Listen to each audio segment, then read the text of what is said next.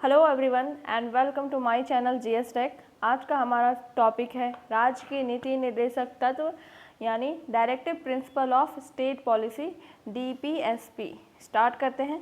First question है, भारत के संविधान के अनुसार निम्नलिखित में से कौन सा देश शासन के लिए आधारभूत है? तो करेक्ट ऑप्शन है आपका सी, नीति निर्देशक तत्व। भारतीय संविधान के भाग 4 में राज्य के नीति निर्देशक तत्व को शामिल किया गया है, जिसका आर्टिकल जो है भाग 4 में 36 से लेकर आर्टिकल नंबर 51 तक है। ठीक है, जो देश के शासन के आधारभूत तत्वों को शामिल किया गया है। आर्टिकल 36 में स्पष्ट रूप से उल्लेख है कि भाग 4 में अंतर्विष्ट उपबंध किसी न्यायालय के द्वारा परिवर्तनीय नहीं होंगी, किंतु फिर भी इस भाग के अधिकथित तत्व के देश समान में मूलभूत है और विधि बनाने में इन तत्वों को लागू करना राज्य का कर्तव्य होगा। भारत एक कल्याणकारी राज्य है। कल्याणकारी राज्य का उद्देश्य सामाजिक और आर्थिक प्रजातंत्र की स्थापना करना होता है। सामाजिक एवं आर्थिक प्रजातंत्र की स्थापना के उद्देश्य से ही संविधान के भाग 4 में नीति निर्देशक तत्व को शामिल किया गया यानी डीपीएसपी को शामिल किया गया है। नेक्स्ट क्वेश्चन है, भारत के संविधान में कल्याणकारी राज्य का आदर्श किसे प्रतिस्थापित किया गया है? तो वो है नीति निर्देशक तत्व को।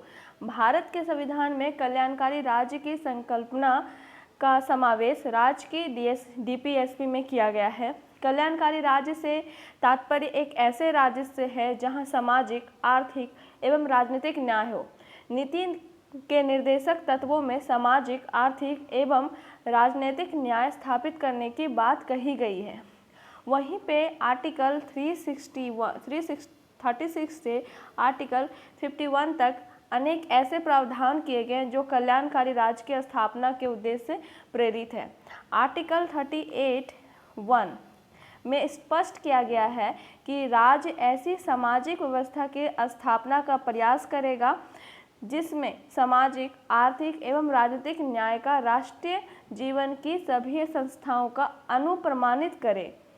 नेक्स्ट क्वेश्चन है, राज्य के नीति निर्देशक तत्वों के बारे में निम्नलिखित कथनों में से कौन सा कथन सही है? तो दो कथन दिए हुए हैं। जो पहला है आपका, ये तत्व देश के सामाजिक, आर्थिक, लोकतंत्र की व्याख्या करता है।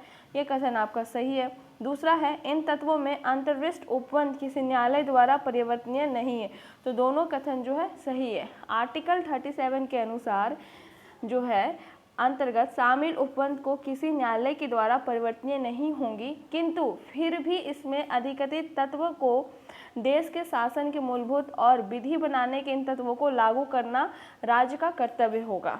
नेक्स्ट है, भारत के संविधान के अंतर्राष्ट्रीय शांति और सुरक्षा की अभिवृद्धि कहाँ उल्लेख है? तो वो है आपका राज्य के नीति निर्देशक तत्व डीपीएसपी में।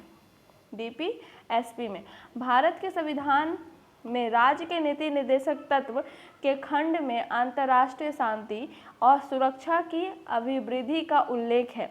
यह प्रावधान भारतीय संविधान के अनुच्छेद 51 के अंतर्गत किया गया है। आर्टिकल 51 में क्या क्या है? अंतर्राष्ट्रीय शांति एवं सुरक्षा की अभिवृद्धि और राष्ट्रों के माध्यम न्याय संगत एवं सम्मानपूर्ण संबंध को बनाए रखना, अंतर्राष्ट्रीय विवादों को मध्यस्थक द्वारा निपटारे के लिए प्रोत्साहन देने का प्रयास। अब जो आपका डीपीएसपी है वो कहाँ से लिया गया है? तो डीपीएसपी जो है वो भाग 4 में है। डीपीएसपी भाग 4 में है और इसकी जो आर्टिकल है वो 36 से लेके 51 तक आर्टिकल है भाग 4 में, और इसको आयरलैंड से लिया गया है। और इसका जो उद्देश्य है वो है सामाजिक, आर्थिक, लोकतंत्र बनाए रखना। ठीक है, उसी तरह से देखेंगे आर्टिकल 36 में क्या है? राज्य की परिभाषा है। वहीं पे आर्टिकल जो 38 है हमारा वो सामाजिक, आर्थिक और कल्याणकारी राज्य बनाने की परिभाषा दी गई है। आर्टिकल 39 में महिला पुरुष को समान वेतन और समान अवसर का बात कहा गया। वहीं पे आर्टिकल 39A जो है वो समान और निःशुल्क कानूनी सहायता की बात कही गई है। और जो आर्टिकल हमारा 40 है, आर्टिकल जो 40 है वो है आपका पंचायती राज के लिए। आर्टिकल 40 पंचायती राज के लिए। आर्टिकल 43 जो है वो श्रमिक के लिए है। आर्टिकल जो 44 है वो राज्य समान नागरिक संहिता के लिए है। वहीं जो आर्टिकल हमारा 45 है वो बालकों को यानी बच्चों को 14 वर्ष की आयु पूरी करने तक निःशुल्क शिक्षा और अनिवार्य शिक्षा प्रदान करना है, वो गवर्नमेंट के थ्रू किया जाएगा। तो आर्टिकल 45 जो हमारा इम्पॉर्टेंट है। आर्टिकल जो 46 है, article 46 is very very important. इसमें एससी और एसटी के लिए रिजर्व सीटों की रक्षा करना, वो आर्टिकल 46 में है। वहीं पे आर्टिकल 48 जो हमारा है वो पर्यावरण से रिलेटेड है। और आर्टिकल जो हमारा 50 है, आर्टिकल 50 में कार्यपालिका और न्यायपालिका का बात कहा गया है।